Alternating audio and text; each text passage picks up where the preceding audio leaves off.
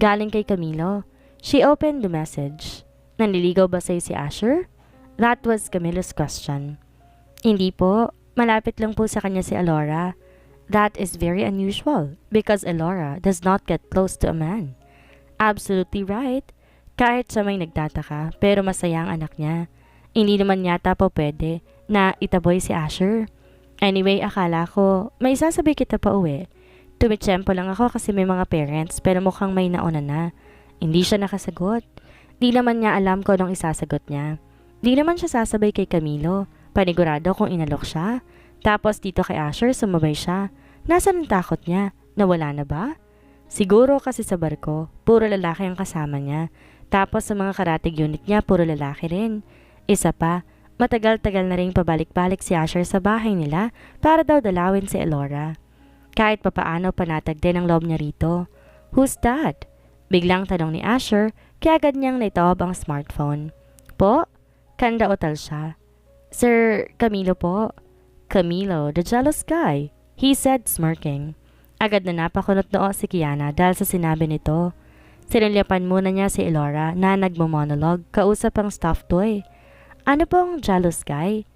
Well, he just asked me if I was courting you. Po? Gimbal na tanong niya. Iyang-hiya siya sa narinig. May mga ganun palang ganap. Wala pa siyang kaalam-alam. Busy lang naman siya sa training. Ang focus ko nasa career po, tsaka kay Elora.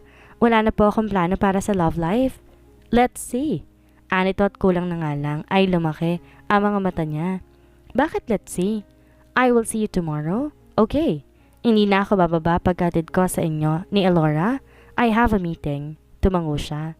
Salamat po sa oras. Pasensya na po sa abala po.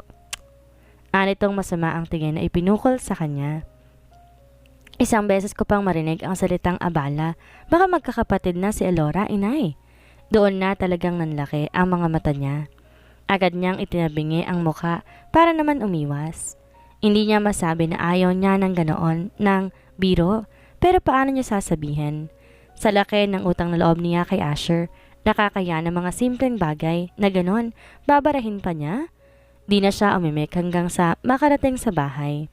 Ang anak niyang walang sawa sa pagdaldal at kausap si Asher. Game na game naman ang isa kahit na wala naman ng mga saysay ang sinasabi ng anak niya. Sa pagtigil na sa harap ng kanilang bahay ay tauhan ito ang nagbukas ng pinto ng sasakyan. Eto nga po pala, pasalubong ko po, pasensya na. Nang maalala niya ang binili niyang pagkain sa Cagayan, may binili siyang kitchen, barkong kahoy na sadyang pinaukit sa gumagawa. Meron din pagkain. Ito lang pong nakayanan ko pero salamat po. Aniya nung iabot dito ang dala niyang nasa loob ng paper bag. Do I have to open it now? Wag na po. Sa office na lang po kasi nakakahiya. Pangiti-ngiti lang naman si Asher sa naging reaction niya nang kunin ito ang binibigay niya. Thank you, he said to her. Tumango ang dalaga at tumalikod na para bumaba. And Kiana? Next time when Camilo asks you, tell him yes, I'm courting you. What the hell?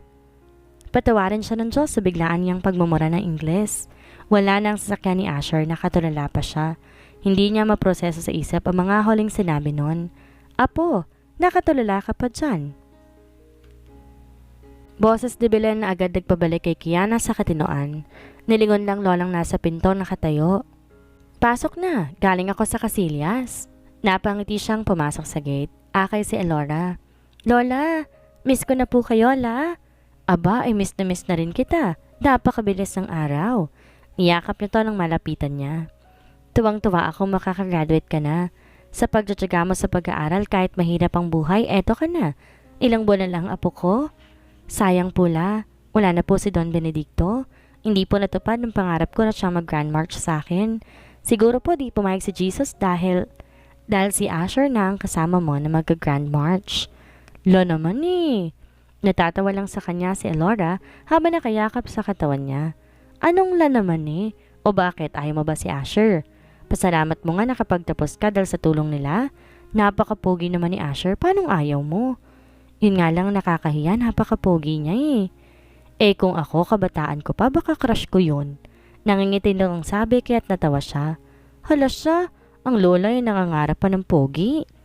Hinila ng matanda ang bagahe niya, tsaka sila pumasok sa loob. Natatawa rin to dahil sa pinag-uusapan nila. Maupo ka na at ipagtitimpla kita ng gatas. Ang daming pagkain dito pa-welcome daw ni Asher sa'yo. Nasaan yun at umalis na? Kukurap-kurap na lang siyang napatingin sa mesa. May mga nakabilaong nga roon na pagkain. May meeting daw po, la. Bakit po kayang lapit nun kay Elora? Nakakaya na pong mga ginagastos niya sa atin. Hindi ko rin nga alam. Nahihiya nga rin ako lalo sa gasto sa ospital. Kaya naman lalo akong magagawa natin. Siguro naaawa lang siya sa atin, kaya ganun. Sabi naman ng tiya mo, sadyang mabait daw kasi talaga si Don Benedicto. Baka raw mana itong anak. Hayaan mo na't balang araw, makakangiti ka rin sa kabutihan niya yan. Hindi na siya umimik. Baka naman iniisip ni Asher na pwede siyang iskoran dahil sa utang na loob nila. Kaya binibiro-biro siya. Hindi niya rin maiwasan na wag isipin yon. Lalo pat single mother siya. May ibang lalaki na. Ang tingin sa tulad niya ay maagang nagtaray kaya nabuntis. Sa kaso naman niya, hindi naman niya ganon. Kung kaya lang ang mga tao sa mundo ay mapanghusga. Sa unang tingin, di man niya ibaling si Asher sa mga ganong tao. Malay ba niya kung anong tingin noon sa kanya? Sana naman ay hindi dahil mabuting anak ang pagkakakilala niya rito. Mama, hindi po ikaw aalis? Mahinang tanong sa kanya ni Elora, kaya lalo niyang niyakap ang anak. Sa office na lang muna tayo sasakay, sa barko na ilang araw, pero uuwi rin agad si Mama. Hindi po ganun karaming sleep? Di na ganun. Ngumiti ito at tumango. Kapag po may papa na ako, yaman di ka na po aalis? Ha? Dapat po yaman ng papa para di ka na alis. Alis lang naman po ikaw kasi wala tayo pera. Nasaan po ba si papa? Nagkatinginan sila ni Belen. Nag-uumpisa na magtanong si Elora. Di naman niya pwedeng sabihin dito ang nangyari dahil hindi nito mauunawaan. Pero di rin niya po pwedeng paasahin na kilala niya ang tatay nito kahit di naman. Anak, hindi ko kasi kilalang papa mo eh. Bakit po? Kasi apo madilim. Brown out kaya hindi nakita ni mama ang papa mo. Tapos nawala sa dilim. Maagap na sagot ni Belen kaya't natatawa siya. Matay po si papa? Ay siguro na wala sa kadiliman kaya di nakabalik. Yaan mo na yun. Konting ipon lang gagawin ng mama sa pagbabarko tapos di na siya aalis. Tumango agad ang bata. Pwede ko na po maging papa si Tito Eos kung wala akong papa. Mariosep, si Asher na naman ang napili nito. Sinong tulad naman ni Asher ang saseryoso sa isang single mother? Hindi siya umimik. Napakahirap pag batang ko kontrahin niya dahil di nito makakaunawa sa malalim na dahilan. Pwede naman, pero sa ngayon di niisip ni mama ang papa. Ang gusto makapagtrabaho para kahit walang papa, maging maayos ka, okay ba? Tumango at muling yumakap sa kanya, kaya't niyakap din niya na mahigpit. Alam niya darating ang puntong magtatanong si Elora, at sa oras na yon kaya nitong maunawaan lahat, ipapaliwanag na niya, pero hindi pa ngayon. Asher scrutinized himself in front of the mirror. Suot ang kanyang itim na pantalon at pulang polo shirt. All black ang attire ng lahat ng miyembro, siya lang bukod tayong pulang pangitaas. It is because he is the president. He was the only one allowed to wear red. Ngayon ang kanilang event para sa organisasyon. Gaganapin yon sa private resort niya sa Tagaytay. Ang sasakyan niya papunta doon ang kanyang private jet since it's more than an hour drive from Makati. Kinuha niyang itim na jacket at sinuot iyon. He went downstairs and saw his man carrying kaing baskets. Senyorito, padala po to ng mga taga Davao del Norte. Umani na raw po. Sabi ni Mariposa sa kanya, ang daming prutas. Padalhan mo sina kuya. Give me some too. Put it in a paper bag. Alin po rito? Lahat. He sat on the sofa as he waited. Iniabot niya sa isang tauhan ng susi ng limousine. Well, we'll use the limo. Pupunta tayo sa private airport. Daan muna tayo kay Elora. Napangiti ang tauhan niya kaya umarko ang kilay niya. Baka bossing sa nanay. Napangiti siya. Malamang sa nanay ding maganda. He wants to know Kiana so well. He doesn't care if she's a single mom, not a virgin and was a gang victim. Basta matinong babae, mabait, at kaya siyang unawain, alagaan at damayan. Why not? Mas okay na yung single mom na may magandang katangian kesa naman single na toxic. For him, jealousy is normal. Talking is normal but excessive obsession is bad. Excessive obsession but lack of compassion. Di na lang siya gano'ng nagpaparamdam sa chat kay Kiana nung nakaraan dahil mukhang natakot sa kanya na mag-video call siyang walang paalam at di siya sanagot. Seems like he was doing it the wrong way. Mukhang nagiging masyado siyang mabilis at parang nakalimutan niyang ibang pinagdaanan ni Kiana sa buhay kumpara sa mga babaeng nakilala niya noon. She is aloof. Kung ang mga babae nagkakandarapang magpapansin sa kanya, tingin niya yun ay nagpupumilit makaiwas.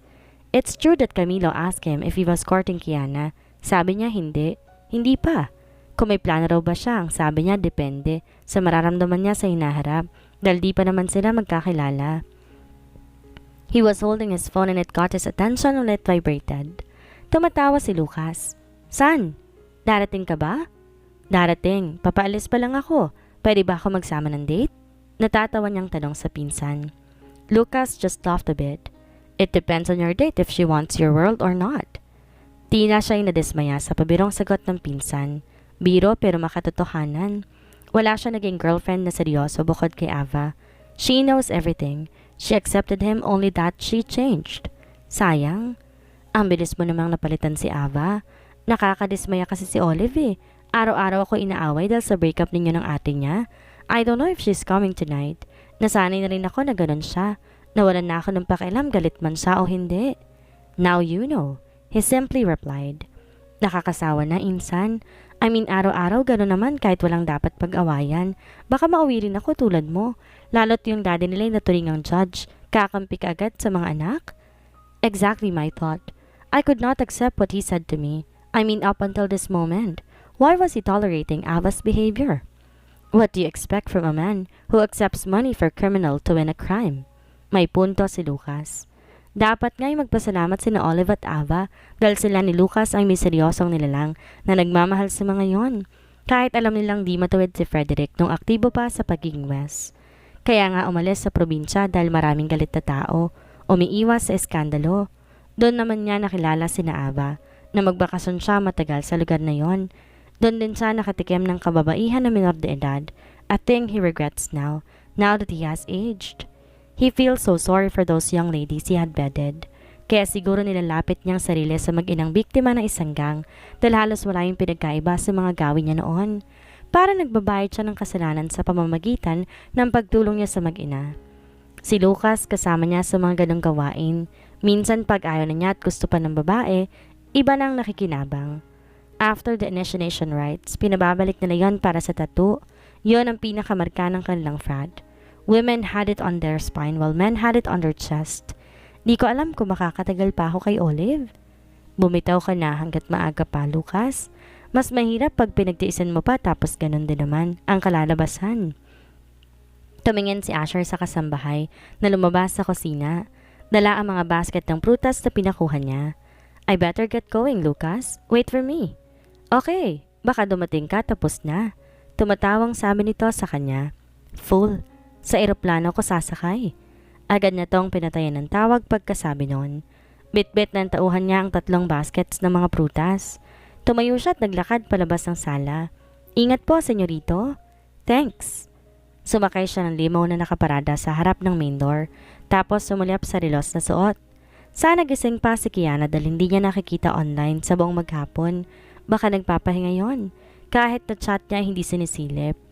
Gusto nga sana niyang mainis, bakit siya hindi na napapansin? Boss siya tapos dinidedma siya? How come? Kaya lang baka nakabawanding yan kay Elora. He will let it pass. Isa pa, ayaw niyang dalhin ang pagiging boss pagdating sa personal nilang buhay ni Kiana. Labas yun dun. Walang boss, walang estudyante, walang under, walang superior. Grabe. Siya pa ba talaga itong nagsasalita ng mga ganitong bagay? Ang laki ng kanyang pinagbago mula nang mawala ang daddy niya. The maturity his father was dying for him was finally here. Nakarating sila sa lugar ni Kiana at nakita kaagad niya sa dashcam ang mag-ina na naglalakad. Pumasok sa gate ang bata habang hindi siya tumatawid sa kabilang kalsada. Tumigil ang sasakyan nila at sa tindahan siya tumingin. May binibili si Kiana. Pagkatapos nun pumihit na yon at napatigil na makita ang sasakyan niya. Buwaba siya at namulsa. Tumawid yon papalapit sa kanya at gumiti. Sir Asher, anito sa kanya. Asher will do. We're not in the office right now. Kahit nga sa office pa pwede ng Asher. Agad tong napabusangot na para bang hindi ka panipaniwala ang sinabi niya. Natatawa siya sa reaksyon nito. Di naman po pwede yon. Sagot nitong napakamot. Tiningnan niya ito dahil nakabestida ito tapos ay may hawak na napkin. 3 piraso na kanina pa nito ay tinatago sa may likuran. San kayo galing ni Elora? Nagsimba po. Friday ngayon, may misa po sa chapel kaya po sumaglit kami. Salamat po pala sa mga pagkain. Hindi na po kayo nakakain kanina. Sorry, I had a very long day. Papunta nga ako ngayon sa Tagaytay. I have a party to attend. Sasama ka? Ngumiti siya rito at ito naman, alanganing ngumiti pabalik. Tsaka umiling. He just nodded. Alam naman niyang hindi ito sasama. Paano niya kaya sasabihin dito na frat organization ang kanyang pupuntahan? If you're free some other time, you can come with me? Sir Asher, ayoko po sanang sabihin, pero kakabreak ko lang po. Ayoko pa maging panakip butas. She told him directly. Pasensya na po. Wala po sa isip ko ang ganito. He pursed his lips and smiled. Me too. Wala rin naman sa isip kong gawin kang panakip butas. Di yun uso sa akin. Kiana, I don't know such a thing either. I will see you tomorrow afternoon. We will go golfing. Ani at kinarot sa pisngi. Di na to nakaimik pa sa sinabi niya. Now she is speechless. There is nothing for you to be worried about. Kung gusto mo isama mo si Lola Belen sa golfing, I will not mind as long as it will make Elora happy. Pangako ko yon sa kanya. Paano po ang grades? Di ba po pupunta kami sa office? Ate V will give your grades and your salary. Wala ako sa office kapag Sabado. I will just send a chat. I hope i-on mo ang status mo. He chuckled. Lalo tong nabosangot dahil sa sinabi niya. Alam naman niyang pinagtataguan siya nito, kaya wala siya makita na oras kung kailan ito last active. He does not see her get active at all. Wag mo kong i-inbox zone ha? Aniya pa at saka tumawa ulit. Parang guilty naman to na sobra dahil sa ginagawa pero alam naman niya ang dahilan. I am going now. May I see Elora? Tumango ito. Nagpatiuna na to tapos ay sumunod naman siya. Habang mga tauhan niya ay dala na ang mga prutas. Pagdating nila sa gate, sumilip kagad ang batang hinahanap niya. Tito Heyos! Sigaw kaagad nun, saka tumakbo pa palabas. Agad na nagpakarga sa kanya si Elora at tinalikan siya sa pisngi. Saan po kayo pupunta? Tanong nito at mataman siyang sinusuri. I have a party to attend to, baby. Na naman po? No girls allowed. Maagap niyang sabi kaya tumango ito at tumawa. Parang napanatag ito. Tumingin siya kay Kiana na parang nagtataka sa usapan nilang dalawa ng bata. Ang ganda ni Mama, hindi ba? Ani at para naging pula ang mukha ni Kiana. Napaiwas kagad ang dalaga ng tingin at parang gusto nang pumasok sa loob ng bahay. Opo, si Mama lang po ang maganda. Of course, sang-ayon pa niya. Tito has to go baby ha? Malilate na ako. Bukas babalik ako. Opo, anito kaagad sa napakalambing na paraan. Bye! Bye-bye, Tito Heyos. Balik ka po bukas. I will. Ani at sakay binaba ang bata at tinilikan sa tuktok ang ulo. Tumingin siya kay Kiana. Pakisabi kay Lola na di na ako nakapasok. Opo, sasabihin ko po. Salamat po sa mga prutas. His answer was just a light smile. Ngumiti siya ulit kay Elora bago siya tumalikod. Ingat po, Sir Asher, Kiana said. Asher, pagtatama niya ng lingonin ito. Kagat nito ang labing ngumiti pero hindi na sumagot. Kiana just damn looks so cute. Just like the first time inside his lift. Baka gusto mo si Lancelot sa ML? Hindi. Agad nasagot ang dalaga na napasimangot pa. Narinig niyang humagikik si Elora kaya kinindatan naman niya yon. Kumindat din yon pabalik sa kanya kaya naman natawa siya. Kapag narito talaga siya, sumasaya siya ng gusto. Parang gusto niyang isipin na baka magkakaroon na siya ng instant anak sa katauhan nito. At instant girlfriend sa katauhan nang naninitong parang takot na magandang daga sa isang gwapong pusa.